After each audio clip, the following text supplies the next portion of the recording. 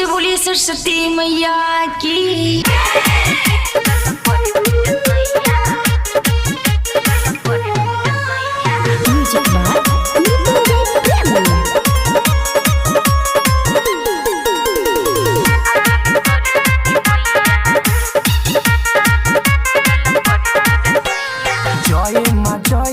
जय माँ बोल के करे पूजाई हम हाथ दुनु जोड़ के। अरे सुनो हो जय माँ बोल के करे पूजाई हम हाथ दुनु जोड़ के। भोरे भोरे सुन जाके पूजा के थाली सजा के हम बताइले बात सचैया।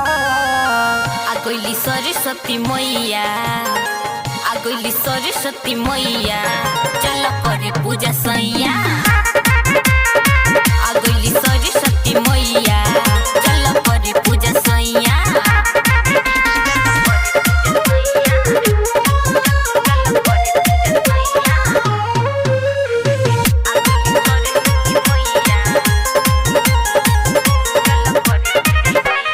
मूर्ति ले आई तो पंडल सजाई तो मैया आसन लगाई दो।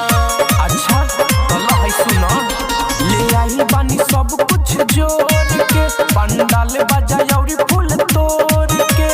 माई के सिंगार कोहरे मैया के सिंगार कोहरे साथ में चलो तारे भैया। आगोली सरस्वती मैया आगोली सरस्वती मैया चल करे पूजा सैया।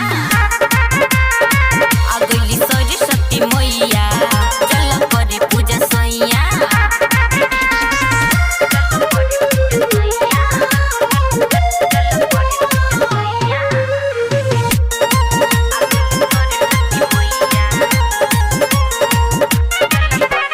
बतिया के सोचे दो पंडल के ठोके दो मैया के पूजा में कमी ना होके दो। तोहरा से बात हो डीजे बिना एक बार साथ हो। हल्का हो बात हमर सुनो हल्का हो बात हमर सुनो जाके धोहा तू पैया। आगोली सरस्वती मैया आगोली सरस्वती मैया चल करे पूजा सैया।